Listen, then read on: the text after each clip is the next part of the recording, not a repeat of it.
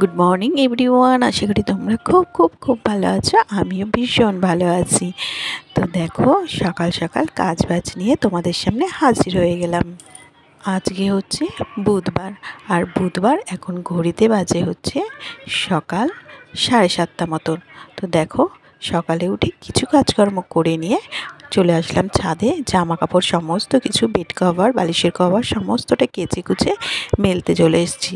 কিন্তু এত জামা কাপড় হয়ে গেছে, কোথায় যে মেলবো, কী করব কিছুই বুঝে উঠতে পারছি না। জামা কাপড় বেশি হয়ে গেছে আর মেলার জায়গাটা কম হয়ে গেছে। তার কিছু তো করে ম্যানেজ করে এদিক ওদিক করে দিতেই হবে, সেই মতো ম্যানেজ চলছে আর কি। তো বাড়ির 5 জন সদস্য, সবার যদি জামা কাপড় কাচাকুচি কম বেশি থাকেই প্রতিদিন, সমস্তটা নিয়ে যদি মানে কাচাকুচি হয়, তা কোথায় মেলবো আর কোথায় কী করব। তো বেড কভারটাকে কোনো রকম মেলে দিয়ে চলে আসলাম আর চলে এসেছি এই ঘরে। এই ঘরটা একদম গোছানো রয়েছে, কোনো চাপ নেই।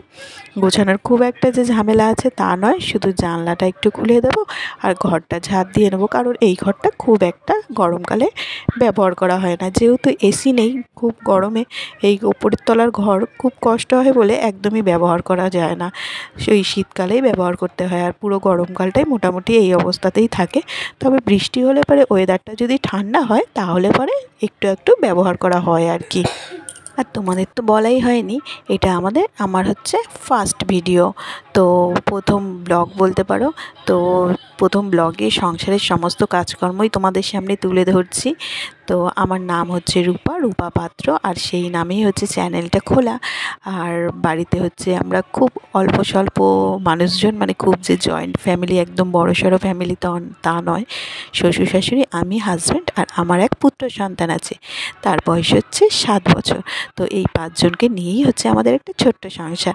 তো সেই মতন এই হাসি কান্না ভালো মন্দ সমস্ত মিলিয়ে মিশিয়ে সংসার কাটছে আর কি।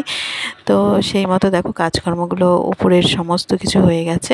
এবার চলে আসলাম নিচে। আর নিচে এসে দেখছি বোজো তো এখনও ঘুমিয়ে রয়েছে। বোজো হচ্ছে আমার একমাত্র সন্তান, সে তো এখনও শুয়ে রয়েছে। তার এখন সামার ভ্যাকেশান চলছে, তাই অনেকটা লেট করেই তার মর্নিংটা শুরু হয়। তো সেই মতো এই যে শুয়ে রয়েছে, যতক্ষণ না ডেকে তুলবো ততক্ষণ উঠবে না। তো শুয়ে রয়েছে, ভাবছি ততক্ষণ আমি পাশে বসে বালিশের কভারগুলো পরিয়ে নিই, কারণ এগুলো আর তখন পরানো হয়নি। জাস্ট খুলে নিয়ে আমি চলে গেছি কাচতে। আর আমি না সকাল সকাল একদম জামা কাপড় সমস্ত যা কাচাকুচির থাকে মানে একদিনে, সেগুলো সমস্তটা একদম সকাল সকালই কেচে ফেলার চেষ্টা করি। তো সকাল সকাল শুকিয়ে গেলে পরে হালকা রোদে শুকিয়ে যায়, খুব একটা অসুবিধা হয় না। আর এই দুপুরের যে কড়া রোদে জামা কাপড় শুকোলে পরে রং জ্বলে একদম একসাকার হয়ে যায়। তাই জন্য চেষ্টা করি কি সকালের দিকেই কাজগুলো কমপ্লিট করে রাখতে। মোটামুটি ঘর গোছানো, ঘর পরিষ্কার করা সমস্ত কাজকর্মগুলো আমি সকালের মধ্যেই কমপ্লিট করে রাখার চেষ্টা করি। একেবারে এইসব কাজকর্ম সমস্ত কমপ্লিট করে দেন ঢুকি হচ্ছে রান্নাঘরে। তারপরে রান্নাবান্না এইসব তো থাকেই।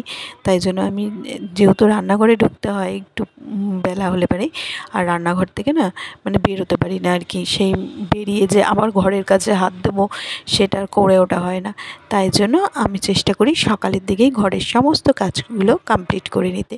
কমপ্লিট করে নিয়ে ধীরে সুস্থে তারপরে রান্না করি, ব্যাস নিজের মতন মনের মতন করে, কোনো অসুবিধা হয় না। কিন্তু এই কাজগুলো পড়ে থাকলে পরে না রান্না করতে গিয়েও যেন স্বস্তি পাওয়া যায় না, মনে হয় যেন কত কাজ পড়ে রয়েছে, সেগুলো করতে হবে। তো ওই ফাঁকে ফাঁকে আবার দৌড়াতে হবে এই কাজগুলোর জন্য। তাই পরপর রুটিন মাফিক কাজগুলো করে নিলে আমার অনেকটা সুবিধা হয়। তাই আমি আমার মতন করে সমস্ত কাজকর্মগুলো ডেলিকার গুছিয়ে নিই আর কি। আর আমি জানি যে তোমরাও নিশ্চয়ই তোমাদের মতন সুবিধা মতন সমস্ত কাজকর্ম গুছিয়ে নাও। তো কে কেমন করে কাজকর্ম গুছিয়ে নাও অবশ্যই আমাকে কমেন্ট করো। আর কে কোথা থেকে আমার এই ভিডিওটা দেখছো, কেমন লাগছে, প্রথম ভিডিওটা কেমন হয়েছে, সমস্তটাই আমাকে কিন্তু একটু কমেন্ট করে জানিও। হ্যাঁ, আমি তাহলে বুঝতে পারবো যে কতটা ঠিক মানে করছি আর কি, কীভাবে তোমাদের সামনে প্রেজেন্ট করছি, তোমাদের ভালো লাগছে না মন্দ লাগছে সমস্তটাই বুঝতে পারবো আর কি। তাই দয়া করে তোমাদের কাছে একটা প্রার্থনা যে একটু কমেন্ট করে জানিও কেমন হয়েছে আর কি। তো দেখো, ঘরের কাজকর্ম এখনও শেষ হয়নি, তোমাদের সাথে তো গল্প করছি আর ঘরের কাজকর্মগুলো সব করে নিচ্ছি। তো প্রতিদিন না একটু ডাস্টিংয়ের কাজগুলো সেরে নিই আর কি। আসলে গরমকাল তো, দরজা জানলা সমস্তটাই খোলা থাকে, রাস্তার পাশে মানে বাড়ি আর কি। তো ধুলো ময়লা ভীষণই ঢোকে আর কি। তাই জন্য না ভীষণ নোংরা পড়ে। তাই জন্য মানে প্রায় দিন না হলে পরেও একদিন বাদ চেষ্টা করি সমস্তটা একটু ডিপ ক্লিন করে নেওয়ার। তো ডিপ ক্লিন ওদিকে আমার হয়ে গেছে, সকালে ব্রেকফাস্টও হয়ে গেছে। এখন ঢুকেছে হচ্ছে রান্নাঘরে দুপুরের রান্নাবান্না নিয়ে। তো বরমশাই আজকে বাজার থেকে বাঁধাকপি নিয়ে এসছে। তো অফ সিজনের বাঁধাকপি তো জানি না কীরকম হবে খেতে। তো যাই হোক রান্না ওদিকে বসিয়ে দিয়েছি। তো বেশি কিছু রান্না করব না, যেহেতু বোজোর মানে পেটটা এখনও ঠিক হয়নি, মানে একটু পেটে সমস্যা হচ্ছে, কয়েকদিন ধরে পেটে ব্যথা বলছে। তাই জন্য বেশি কিছু আর রান্নাবান্না এটা ওটা করব না, বাঁধাকপি করছি। বাঁধাকপিটা তবে ওকে দেবো না একদমই। তো এরপর করব হচ্ছে ওর জন্য শিঙি মাছের ঝোল, আর আমাদের জন্য নিয়ে এসছে বাজার থেকে হচ্ছে কাতলা মাছ। তবে কাতলা মাছটা বোজোকে একদমই দেবো না, দেওয়া যায় কোনো অসুবিধা নেই, কাতলা মাছেরও ঝোলই করব। তবে ওর জন্য শিঙি মাছ নিয়ে এসছে।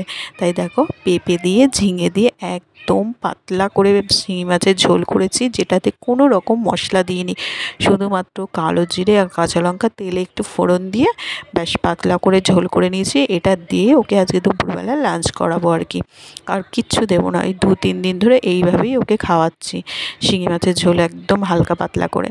আর দেখো এবারে কাতলা মাছটা রান্না করে নিলে পরেই রান্নাবান্না কমপ্লিট হয়ে যাচ্ছে। খুব বেশি কিছু আজকে রান্না করছি তা নয়, একদম অল্প স্বল্পই রান্না করছি। তবে এই গরমে না একদম বেশি কিছু দিয়ে ভাত খাওয়াই যাচ্ছে না, মনে হচ্ছে যেন একটু হালকা পাতলাভাবেই মানে 2-3 রকমের পদ থাকলে পরেই যথেষ্ট, তার বেশি একদমই দরকার পড়ছেও না। আর দেখো আজকে কাতলা মাছের ঝোলে অনেক কিছু দিচ্ছি, ঝিঙে, আলু, তারপরে বরবটি, ডাঁটা এসব দিয়ে সমস্ত কিছু দিয়ে আজকে মাছের ঝোলটা করব। বেশ মাছের ঝোলে না একটু এটা ওটা সবজি দিলে পরে খেতে বেশ ভালো লাগে। শুধু আলু দিয়ে মাছের ঝোল খেতে আমার তো বিশেষ করে খুব একটা ভালো লাগে না, মনে হয় আনুষঙ্গিক আরও কিছু যদি সবজি ওর মধ্যে পড়ে বেশ ভালো লাগে তাহলে।